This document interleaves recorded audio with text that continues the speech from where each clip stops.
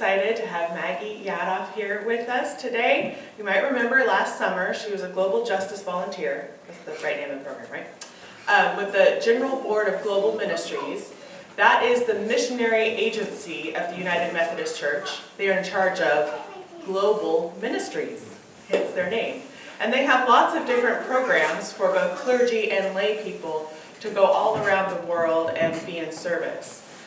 When we hear the word missionary, I don't know what you think of, but often I think of kind of that early 19th century person going out to convert everybody. But really what Methodist missionaries do is very diverse, it's very broad, and they do different things in different contexts. So if you would like to be a missionary, you can sign up for a 2-year stint, or a 2-month stint, or a 2-week stint. And Maggie just felt called last summer to do something all summer. So we've been wanting to hear from her, and I know we supported her as she left, and so we want to support her as she comes back and hear what work she has done, not just because we care about her, but also because we care about our global church, and we'd like to see what we as United Methodists do abroad and all around our country. So thanks for being here, Maggie. Come on up.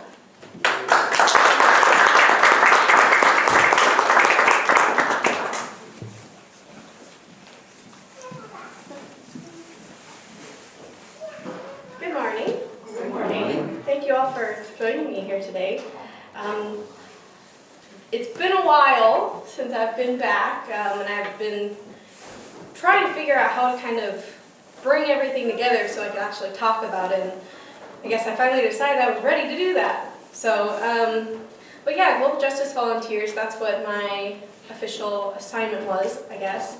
The Global Justice Volunteers, it's a short-term mission program through Global Ministries, and it's meant specifically for young adults to do 2-month missions all over the world. So I think the age range is 18 to 24 or 18 to 26, so it really is geared towards my population. So, and what they do is Global Ministry, or the Global Justice Volunteer Program, they partner with different organizations around the world. So there's organizations everywhere that already exist.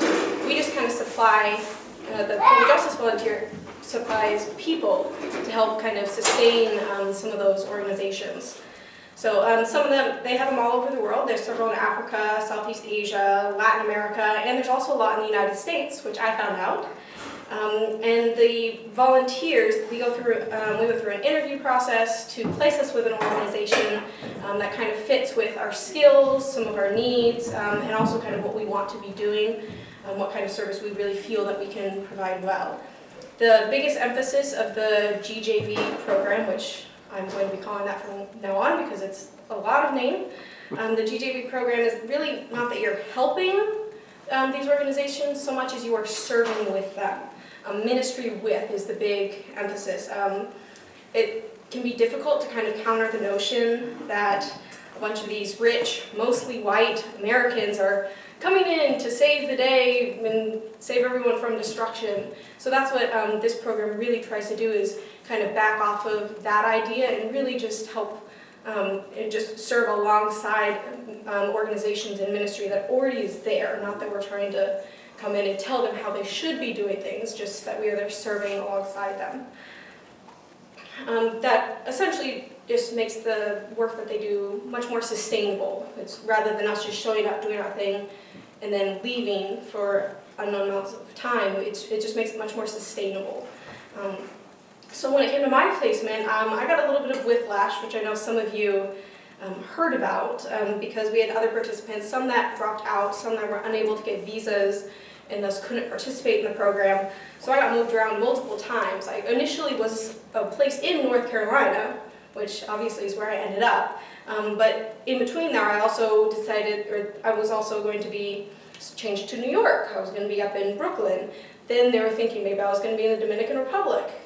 And then, okay, no, we're actually going to go back to North Carolina like we originally planned. So I was just like, just tell me when to get on a plane and I'll go, but it'd be nice to know if I need to dress like super cool, like is it going to be 1,000,000 degrees, which realistically all of my options were going to be pretty hot. But yeah, so we finally were able to settle on North Carolina.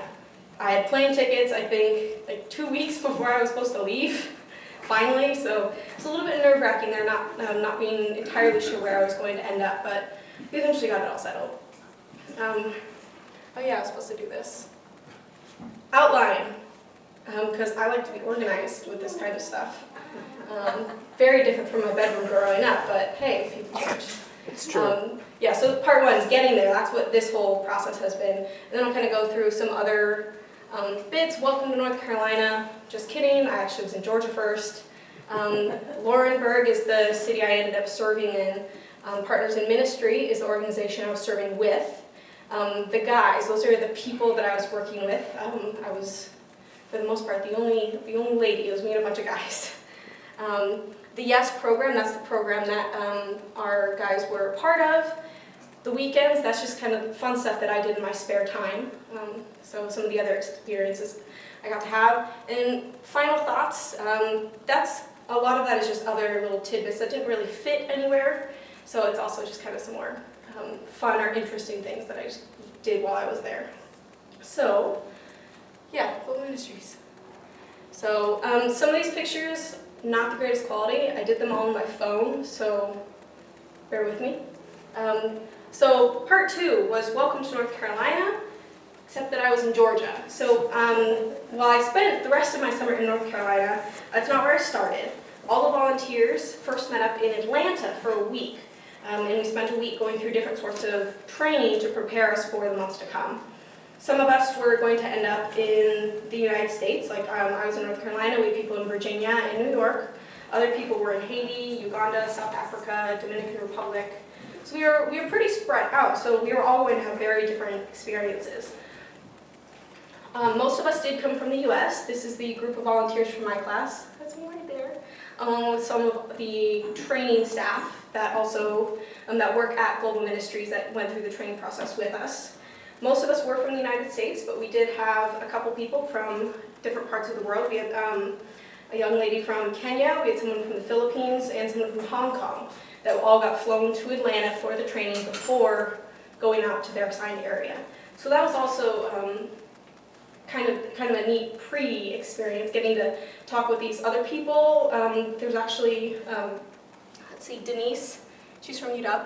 She's a year older than I am, graduated a year before I did, so that was kind of fun to go to Atlanta and find some Huskies. But yeah, so we came from all over the states, all over the world, but we all got to meet up in Atlanta first. So during our training, we discussed a lot of things, cultural perceptions, because we were all going to very different parts of the world. Socioeconomic differences, that was a big one. Most of us were going to areas with pretty high poverty levels, some more extreme than others. And then also just basics like money management, personal safety, for some of the women being safe in other countries as a female. So there's just a lot of different elements that we went through that first week of training. Since this was a global health theme, that was every year they have a theme, this one was global health. We also got to do a couple field trips while we were in Atlanta, one of which was to the Centers of Disease Control, which I was really excited about. I studied environmental health, so I find that kind of stuff fascinating. So we got to see some really cool old medical equipment. It's an iron lung, which, yeah, something that of course is way beyond anything that I would be familiar with, but it played a very big role in society. And we also got to see other different relics and information about previous outbreaks, epidemics, both local and worldwide. So that was a really neat experience. I was glad I got to go there. I still have my name tag, because we all had to get name tags. So that was fun. We also got to spend some time in the neighborhood where Martin Luther King Jr. lived. We went down in that area too of Atlanta. So much history, just in like the few square miles where we were walking through. We went and saw the house he lived in. We saw the church he preached in. And we went to the memorial that was dedicated to him. That was really cool. Lots of water. But it was a very emotional experience for everybody, especially people who had never been down there before, just knowing the intense history of the area. But at the end of the week, we each flew out of the Atlanta airport, mostly in pairs. I was one of the few people that was not in a pair. I think everybody in the United States went as a single, but everybody in other countries, they were all in pairs or triplets. I think I won for the shortest trip. It only took me about an hour and a half flying time to get from Georgia to North Carolina. I was very pleased I was not going to Uganda. I think it took them 20 hours to get there, between flight time and layover time. I think they went through like Belgium or something. But yeah, so that was a pretty easy trip for me. So Laurinburg, welcome to Laurinburg. This is where I actually ended up. So it really is right on the southern border. You can accidentally walk into South Carolina. But yeah, so I had a lot of interesting impressions of Laurinburg. I had never been to this region of the United States, so this was all completely new to me. I've only ever lived here, as many of you know. But not surprisingly, it was brutally hot and humid, which anybody who's lived over there knows. So this was like 7 o'clock in the morning. Our front window is just all condensation, and it's like that all the time. Humidity, and I do not agree. But yeah, that was fun. Another thing, I've heard about this before, but people really aren't joking when they say that these like smaller towns in the South have 1 million churches. They really do. So this was actually, it used to be like a courthouse, and it's been converted. This is now a Methodist church. Some of them are very, very big, very grand. Most of them are very small. So Laurinburg, it's about the size of Battleground, about 15,000 people. They have 70 churches registered in Laurinburg. 70. And I'm like, okay, but that's what they say it's like over there, but I just never experienced it before, and they really do mean it. Another thing, and I didn't notice this so much just because I thought everybody talked funny, their accents are weird. And I'm not just saying that because I just don't talk to a lot of people with southern accents, but apparently all the locals, everybody who lives in Scotland County, which is Laurinburg, it's in Scotland County, it's the same size. Laurinburg is the only town in Scotland County, so most people just call it Scotland County. Everybody there says that their accents are very distinct for the region. So people, even from a couple towns over, know, oh, you're from Scotland County, even though it's just a very small population, which for me just meant they're even harder to understand. But I didn't think it was weird, I just thought everybody talked funny. Another thing, which I think I talked about before I went, you can tell there used to be money here in Laurinburg. There's a lot of big, grand plantation-style houses that look not dissimilar to this. So it's some of these just absolutely beautiful homes. And like big fancy colonial style houses, but you can also tell that money is long gone. So they used to do pretty well up until the 1990s when they closed down all of the factories that were in Laurinburg, and since then it's mostly poor people, very poverty stricken. Scotland County is the poorest county in North Carolina. So that was also another different thing. Yeah? I didn't catch that. What was their industry? Bricks actually. They had brick factories. There's like 4 or 5 huge brick factories on the edge of town. So everything is also made of brick in the town. But yeah, but all the factories shut down in the early 90s, and when all the factories left, all the jobs left, so all the money left. So since then, there's just not really, people go to other places to work. There's nothing really in Laurinburg that's really provides a sustainable economy for them. So most of them go to neighboring towns. I've talked with a lot of different locals, and I heard from several of them, they were saying that no one really wants to live in Laurinburg. It's just a matter of whether or not they can afford to leave. So most of them stay here and will stay here for many generations just because they aren't able to go somewhere else. They can't afford it. Other thing, on a lighter note, everyone there is incredibly friendly. I mean, that's another thing. I've always heard about the Southern hospitality thing, but having never been there, never really experienced it in such a huge capacity. So Anna, she was my host, so I stayed with her. She's also a missionary through Global Ministries, but she's there on a long-term mission. She's clergy, she's a deacon. But she moved to Laurinburg a few months before I got there. But she had been back and forth with different conferences and been kind of hectic, so she never really settled in by the time I was there. So both of us were still very unfamiliar with the area. But the locals made no hesitation to very warmly welcome us. They were always inviting us to their church, which there were plenty to choose from. They were spontaneously calling us up and taking us out to dinner. We spent like 40 minutes driving around with one couple, just driving around Laurinburg so they could show us where things were. People that we didn't know. They just happened to know that she works at Partners in Ministry and they do some stuff there, so they're like, hey, let's go do this thing. So it was very, very wonderful just to have everybody involved, not only me, but Anna, because she was going to be there. She's going to be there for a number of years. Yeah, so that's Laurinburg. So Partners in Ministry is where I actually did my service. It was founded in 2007 by Dr. McCallum. She's a United Methodist deaconess and lawyer, but she grew up in Laurinburg. She doesn't live there currently, she lives in the town next to it, but she wanted a way to serve the poverty-stricken youth that were so abundant in Laurinburg. So with the support of the United Methodist Church, she started Partners. It has grown drastically since then. I'll tell you, these are some fun kid activities they were doing in the summer. And it now has a STEM-focused after-school program for elementary kids, a summer enrichment program, which is, that's what this is from, I had a little bit of involvement with that.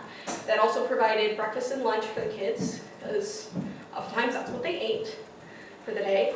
There's a weekly food bank that had donations coming both from the county food bank and local grocery stores that they have partnered with. They have a volunteer-run secondhand store, a home repair program, because so many of the houses there are so dilapidated and really just falling apart. They have a home repair program, and then the Youth Empowered to Succeed program, the YES program, that's what I worked with. And they receive some state grant funding, but most of what they do and most of the people there are either volunteers or missionaries. So having them really helps this ministry survive. So these are some pictures from the summer enrichment program that they do. It's like 8 weeks, I think, with elementary age students. This was a project they were doing about, well, it was a math project. They were talking about estimating, how to estimate things. So they were actually trying to figure out how many seeds were in a watermelon, which is there's a very sticky answer for that. So you have to cut up the watermelon and get all the seeds out. So every class got a huge watermelon that they got to cut up, eat, collect all the seeds. So that's why we did it outside. So that was kind of a fun thing that they got to do. And then at the end of the summer, they have a big barbecue celebration thing. That's what the water slide is. So they had a couple big water slides, they had some bouncy castles, just like a big end of the summer celebration for all of them. And they were having a blast. I kind of wished I could have gone down the slide too, but I figured the kids probably should get to do it, but whatever. But I had some involvement with their program. One of the things I was doing was teaching them about compost. So I primarily worked with the community garden, which I will talk about in a minute. But one thing that they do is make their own compost. So they're like collecting, they have different leaves and grass and stuff, and the vegetables that grow too big in the garden. And I'm like, okay, well, we've also got all these kids that have all these food scraps that they're just throwing away that we could be using with this compost program. Because, I mean, it's on the same property. It's all part of the same building. So I kind of did some education with the different classes for the students, talked about composting, what it does, what we used it for in the garden, and what kind of foods would be beneficial to add to that compost. And then for every day at lunch, I had my bucket that I would go after I'd gone and done all the lessons with classes, and when they were finished with their lunch, we had the normal garbage can, and then we had the compost bucket, and they would sort their garbage, and then we would say, okay, this is how many pounds of compost we collected for the garden. They loved it. It took a little bit of time to get them to really understand what was happening. But they were very eager to be like, yes, I can help, I can give you this so we can put it in the garden, so we can grow stuff, and they were very enthusiastic about it, which was really nice. And One of the teachers was actually they had a thermometer thing in their room that they were using to measure how much composted food they're able to save each day from their food that was then added to the garden. So that was kind of a little side project that I did, and it was a lot of fun. But they also got to do other activities. They would have trips to the park. There was a public pool not too far. They went to other trips, like they went to a museum, different activities like that most of these kids otherwise would never be able to do. So, yeah, but my main focus was working with, we just collectively call them the guys, in the YES program. So that's the Youth Empowered to Succeed. This program, it hires high-risk youth and helps them develop skills that they can then use to be successful in the future. I work primarily with 4 interns. There's actually a lot more than that, but the 4 I worked with is these 4 guys right here. They all had trouble in school, but none of them have had trouble with the law. There's many other interns. There's a lot of similar programs that kind of work together in this area. I think there's about 20 to 25 students or interns total. These are just the 4 that were based out of Laurinburg. The rest of them were from Rockingham, which is the neighboring city. But these were the 4 that I worked with mainly at Partners. And I'll come back to that picture later and tell you what it is. So the youngest, at 14, is Quinnell. That's him right here. And he's very bright, but he's also very bullied. He was going into his freshman year when I was there, and he actually left the YES program early so that he could start an early college program at the university that was down the road. So it's just like a Running Start program here. So he was going to his freshman year of college and was starting to take, or freshman year of high school, and was starting to take college classes. He's very, very smart, obviously, but he's teased a lot because of it, especially by the other 3. So he was the one you kind of had to be a little bit more protective of. He's also fairly small, which did make him an easy target as well. But he's a very sweet kid. His parents are out of the picture. He lives with his grandmother, who very much sees him as a burden. So he has a very difficult home life because of that. His big goal is to go to college, which I told him he's already doing when I was there, doing this early college program. He doesn't know what he wants to do after that, although he did say he liked the idea of becoming president. So that was fun. Let's see, what else? That's a better picture. Quinnell's not in this picture, so that's why I kept that up there. The next is Muhammad. He's headed into his sophomore year. It's him right here. Very tall, very lanky, and has a knack for graphic design. He's an incredibly hard worker, very, very dependable. He spends most of his free time, the way a lot of young men in this area do, writing rap, which he actually is pretty good at. He was reading some of it to us. It's very interesting. He's in the foster care system along with one of the other interns, Pat, who's right there. He was hoping that by the end of the summer he would be able to go back with his mom. He went to court a couple different times over the summer to kind of work through that, but by the time I left it still hadn't been determined, so I don't really know what happened with that. He wants to join the Air Force. He wants to be a pilot. Although I think he's colorblind, so he might have some issues with that. So, yeah, that's Muhammad. And then Big Pat, as he is known, that was him. His name's actually German, but everyone calls him Big Pat. I don't know why. He's also the big talker, in addition to having the big hair. He was the most rebellious of the 4.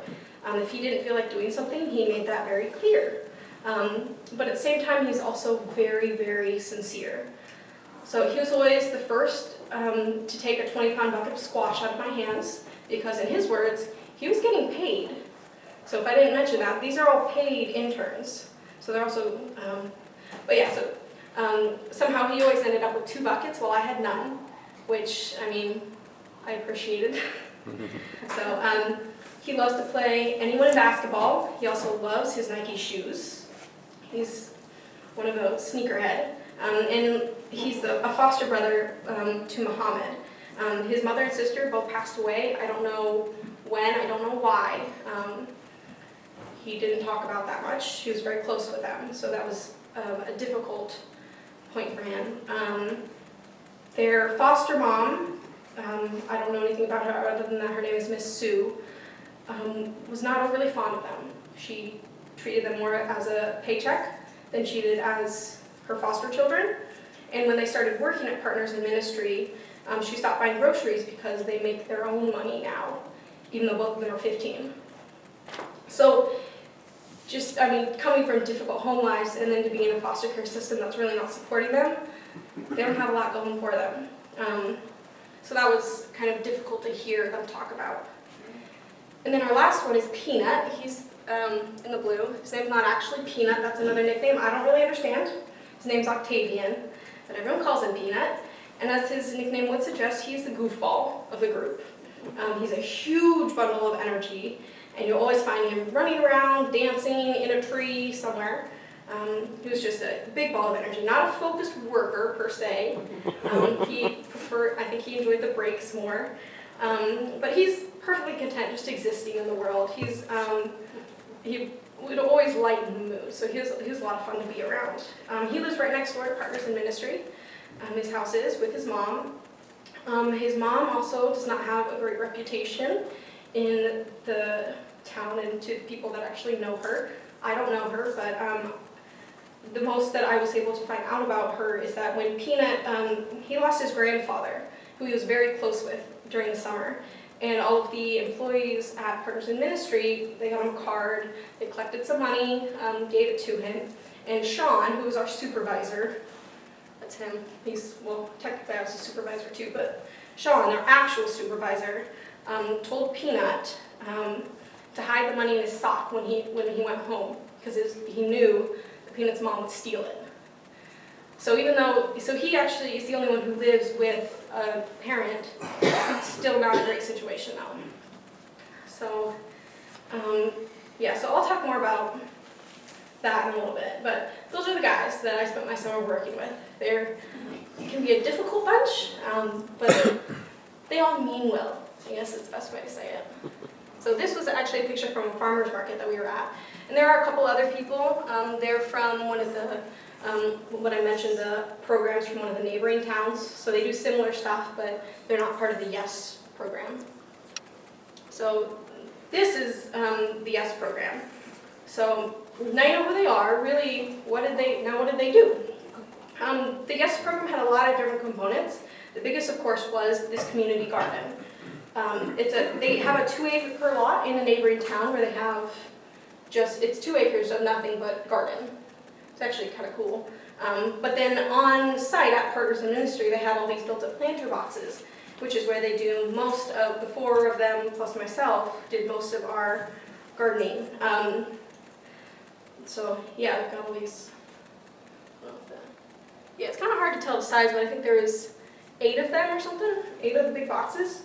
So every morning, at the crack of dawn, because it got too hot otherwise, we set to work watering, weeding, picking, planting, replanting, everything in the garden. And considering it was the dead of summer in North Carolina, and you walked out of the house at 8 a.m. and it's already 80 degrees, we often stopped by lunch just because it was so incredibly hot and so incredibly humid. They're used to this kind of weather, and they don't tolerate it well either. I tolerated it even less well. So it was very difficult work, and a big thing that the GJV program emphasized with us is that we're not there to tell them what to do, we are there to work alongside them, which means everything they were doing, I got to do too. Even though I technically was there as a supervisor, I was a working supervisor. So we are constantly being attacked by mosquitoes, stinging ants, which are abundant in the garden beds. And for 2 months, I smelled of sweat, sunscreen, and bug spray. So that was fun. Sometimes we would get rained out when there was a passing thunderstorm. Usually we were not that lucky. But once the produce was picked, it was washed, weighed, sold to volunteers, parents, employees, general public. If we had a whole bunch, we would put it in the food bank so that just anybody could come and take it. We had tomatoes, okra, beans, corn, cantaloupe, watermelon, zucchini, squash, cucumbers, strawberries, and peppers. And that was all while I was there. That's what was in season. This garden actually goes all year round. So in other seasons, they have different vegetables, like they have a lot of greens, collard greens, winter squash. Not as much. Summer is definitely the most abundant, but they had other stuff in other parts of the year. At the end of summer, we had a showcase. This coincided with the end of year kind of celebration for the summer enrichment program for the kids. And so all the parents of the students were invited to come, and we planned and cooked dishes made out of our own produce, and then served it to everyone, and provided recipes if they wanted to take some, or take a recipe home so that they could then make it themselves. Part of the goal of this showcase really was to incorporate produce into their daily lives. Most of the people there do not eat this kind of food on a regular basis. So we're just trying to introduce them to these different kinds of vegetables and the different things that they can do with them. So it also means we had a lot of dishes, because there's like 150 people or something. So we had a lot of dishes too, but it wasn't that bad. So Time at the Garden, we also had business and entrepreneurship classes for the interns. A woman from Raleigh came every few weeks to teach classes and do activities with the interns to help them think in a business mindset and develop a marketing plan for selling the produce that they were producing. This included the trip to South Oak Farmers Market, which I guess they said it was a local farmers market. It was not. It was, I think, an hour and a half away. So that's why a lot of this kind of stuff, just people don't really eat it. It's not as accessible for that kind of stuff. But another important piece and kind of the fun piece of the YES program is simply enrichment. Providing experiences that these interns otherwise would never have. In my second week there, we went to Wet n Wild. It's a water park in Greensboro. And we went to Carowinds, which is a huge amusement park in Charlotte. Not a bad way to start, I think. But these activities were literally just meant for fun. But most of the other stuff they had an educational component. We went to a zoo and aquarium, the Greensboro Science Center. That's the farmer's market. Called the Greensboro Science Center. And much to my surprise, because I've been to just about every zoo and aquarium within driving distance from here, within a day's driving distance from here, several of them had never been to either zoo or aquarium, despite the fact that there's I think 6 within a 2-hour drive from Laurinburg. Many of them had never been to, so I took this picture, and it's one of my favorite pictures, even though it's not great quality because it's very dark. Because this is Quinnell, Sean, our supervisor, Pat, Muhammad, Peanut. All of them were just mesmerized by this tank at the aquarium, because most of them had never seen one like that before. They were literally pressed up against the glass because they were so amazed by it. So that was kind of a neat thing to see them enjoying it so much. We toured a local agricultural college. We actually did a formal college tour. We set up an appointment, the whole shebang. That was kind of fun, because I did that 4 years ago. But for them, many of them, that was the first time they'd ever been on a college campus, and all of them were like, "This is cool. It'd be kind of cool to be here and go to school here and live here," which really is why that was set up, to expose them to something like that and encourage them and show them that yes, you can be here. This is something you can do. So that was fun. We also set up a meeting. That's where this picture came from, with their local representative, Garland Pierce. That's him right here. So he serves for Scotland County in the North Carolina General Assembly in the state capitol.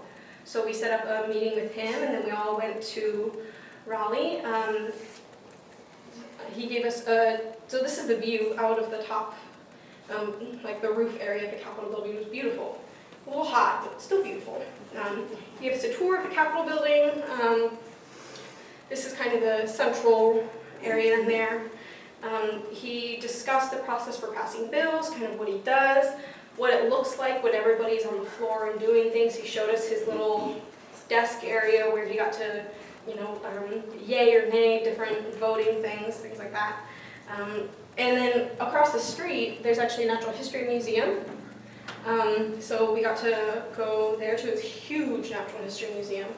I think it was like 4 stories or something. It was a lot bigger than some of the other museums we've been to. So I guess within the ASP program, the 4 interns really had one big thing in common because they were all very, very different. And that's really looking at the situations that they come from. You don't expect much from them. They were born with all around cards. They have hardly any kind of support system, so they've grown up in very difficult environments. So I was very lucky to have a very strong support system, which we could see sitting in this room, but that's something that they simply don't have. What Partners in Ministry really does with this YES program gives them a chance to be successful, to feel successful, and understand that that's something that they can do. They can earn a paycheck. They're building on their skill sets instead of just letting them fall through the cracks like so many people in this area do. So Partners in Ministry, they really believe in these youth. They know that they can do something. They're just trying to give them the groundwork so that they can launch themselves. So that was probably the big rewarding piece of working with this program. That's something everybody there believes in very strongly. See, this is the weekends. This is the fun stuff. So working at Partners in Ministry, it was Monday through Friday. So I had the weekends off. My host, Anna, and I would spend a lot of time exploring the area because, as I mentioned, she's new to this place too. The local restaurant had really good chicken and waffles, which I desperately miss. There's also a really good ice cream shop up the road. And you can see with what my hair is doing, the humidity just does its own thing. But this is about 20 minutes away. My supervisor actually recommended it to me. They have the most amazing pistachio ice cream. The day before I left, Anna said we could do anything I wanted to because we had the day off. And I said I wanted to go get ice cream. So we did. So we went there a couple different times. Anna and I also ventured to the North Carolina Zoo, which I found out later is the largest walk-through zoo in the world. So it's massive, which when it's 95 degrees, you kind of wish it was a little bit smaller, but you take what you can get. I got to feed and meet my favorite animal on earth and almost died of happiness. And then, so that made the heat thing a little bit better. And then on our way to the zoo, we also stumbled upon Seagrove, which is known as the pottery capital of the world. Within this one stretch of highway, there's over 100 potteries. And I love pottery, and so does Anna. So I was very proud that I only left with 2 pieces, the mug being one of them. That vase is not, but it was gorgeous, so I had to take a picture of it. So one of my favorite side trips that I made was to the beach. The water was perfectly warm temperature. I was also confused because it's kind of a murky brown, not so much a clear blue like ours, but that's because it was summer, so it was storm season. So the water is just constantly churning, it never really gets a chance to settle. But yeah, we got there about 9 o'clock in the morning, and we left about 2 o'clock in the afternoon because we were done with the sun at that point. But it really was beautiful. Yeah, so those are all pictures that she took. So it was a great place. There was a lot of shells, which I was kind of surprised about. So the last part is kind of final thoughts, and this is stuff that doesn't really fit anywhere. There's just some things that kind of stick out in my mind that I know I'm going to remember. One of them is the thunderstorms. I loved the thunderstorms. 4th of July got canceled because there was a huge thunderstorm moving through the area, so they didn't want a bunch of people in metal bleachers out to watch a fireworks show. 4th of July was canceled. I remember the vines and the trees because it's almost tropical. All the trees just have huge vines growing through them. It felt like a rainforest. I remember the Lumbee. So the Lumbee are a local Native American tribe, and they're only just now starting to receive recognition as a tribe. And we went to they call it the Lumbee Homecoming, which basically is just a big cultural celebration for the Lumbee. They have a bunch of performances, they have a bunch of food, and listening to some of their stories and some of their experiences and how they view the world a little bit differently than other people do, just being American Indian and how that kind of relates, especially in the area. We met there's one couple, a Lumbee couple that really took me and Anna under their wing. They were the ones that drove us around for like an hour just to show us where things were. They're the ones who kept taking us out for lunch and dinner just because they had a very interesting church. Yeah, their church was a little bit interesting. They're a bit more intense, a little bit more of the hellfire and damnation kind of churches than what I was used to. But we went there once. But this couple was very, very wonderful to us. So that always sticks out to me. I think I was really fascinated by the history of the area. One of the places, there was a church nearby Laurinburg that had bullet holes from the Civil War. And just knowing how old that is and how long ago that happened, because that's kind of stuff that we don't really have out here. But just knowing that those kinds of things, those places that in my mind are so distant, are very physical and very real in this part of the country. So I really enjoyed getting to see some of the history of that area as well. Yeah, I mean, I guess the biggest thing is really a deep sense of appreciation for what Partners in Ministry does for these youth, for both the children and for the teenagers that are fairly soon going to have to be transitioning into an adult life, becoming self-sustaining, becoming functional adults in society, and so many of them never bridge that gap. They end up just never really making anything of themselves. They'll end up in jail or in and out of jail for the rest of their lives, particularly in Laurinburg, because there's really not that kind of foundation system set up there.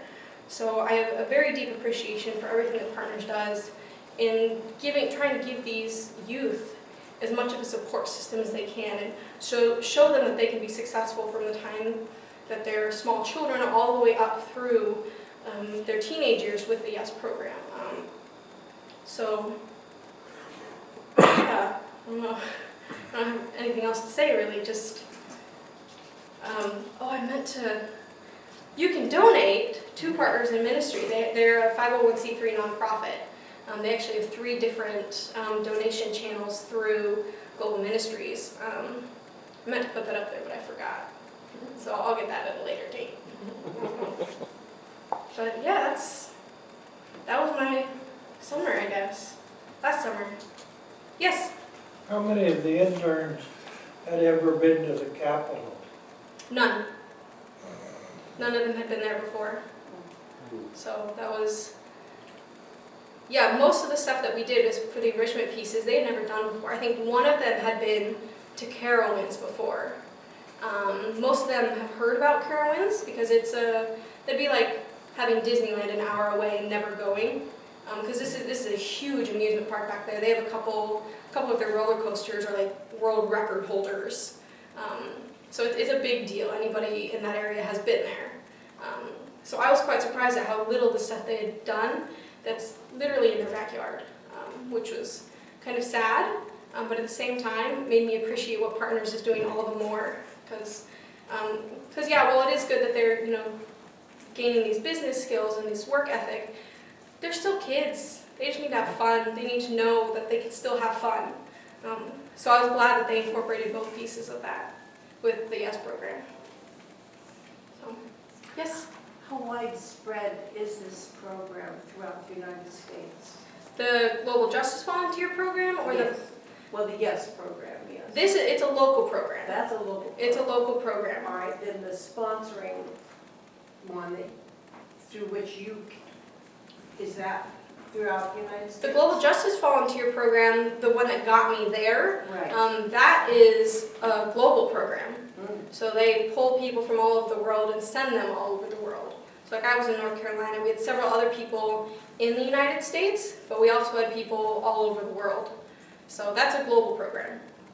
The Methodist Church Mm-hmm. is the primary sponsor. Yes, it's the Global Ministries. So everybody, well, I mean, I obviously am Methodist, so it's a very obvious connection, but most, I would say probably about a third of the people in my class were Methodist, and the other 2/3 were all different denominations. We had some Catholics, we had a couple Presbyterians, so they were all from different, so it's not restricted. You don't have to be United Methodist to be a part of this program. You can come from any kind of background. So that was nice to see that too. So it's not restrictive. Yes? How did you get involved? How did I get involved? I think my mom got this one started. We had missionaries come here. I think that was almost 2 years ago, probably. Because I think I signed up for it in October of 2014 is when I was finding out about it. There was a couple missionaries that had come here, and I wasn't able to go. I had something going on. But my mom went, or my dad went. Okay. We both were. Oh, my mom and dad went. And one of the things that the missionaries brought were these just information things about this program. And so they brought me one, maybe I was up at school or something. So they brought one home, gave it to me, and I was like, this sounds like a good idea. Because I knew it was, for that time frame, it was going to be, it's no, it was 2015, not 2016. October 2015. I knew I was going to be graduating college. At that point, I had no idea what I was going to do afterward. And so when I saw this skateboard, I was kind of unsure about the idea, except knowing that it was global, I was like, where would I end up? I was a little bit worried, especially with my own health issues, that I was going to be somewhere or get placed somewhere that I didn't think I was going to be able to. And then I also, I think a few weeks later, they announced the theme was global health, which tied really well with what I've been studying in school. And at that point, I was like, okay, now I have to do it. So, I don't know, I guess I did. But yeah, it was because the missionaries that came here and talked about the program. That's what really got that one. Otherwise, I didn't know anything about the program. So, yes? You'd recommend the program? I would. I don't think they're doing it this year. I think they're taking a break. I'm not sure if they're doing it next year either. I know they definitely weren't doing it this summer. They were in the process of moving, and they had some funding changes. But, I mean, this is something I would do again, just because I know I would get placed in a different location and have a completely new experience in the same program. So I would definitely recommend it. But like I said, right now I know they're not doing it. But they also have, one thing they talk about is they do have longer term mission options. There's actually, I should tell you about them. There's this couple, a married couple, they're I think 24, at least they were last summer, that signed up for the program, because you can do it as a couple. Excuse me. And they don't call themselves full-time missionaries because they don't go to a place and stay there for a number of years. They've been on 27 missions together as a couple. So basically, they're full-time missionaries. They just stay someplace for a little bit and then they go somewhere else. Because they've been 27 missions together, which I thought was amazing. And they've done several through Global Ministries. I see that wrong. They've done several through Global Ministries, and they did this short program, and then because they were considering doing the 2-year version of this program together. So there's also different options to go from there. You can have it extended, which, so I guess if you really enjoy it, or if you're kind of a full-time missionary, there's other options for it as well. But they were a neat couple. Yeah. So how do you think that this experience will influence you in the future as you choose careers and, life decisions? How do you think it's shaped you? See, those are hard questions. That's my job. Yeah. That's the hard question. Gotta think about it.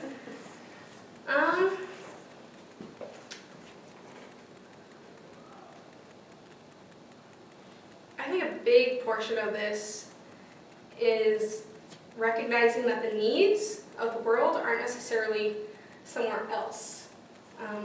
Because while it's great that we have people that go all over the world and participate in these kinds of programs, there's so much that can still be done here. So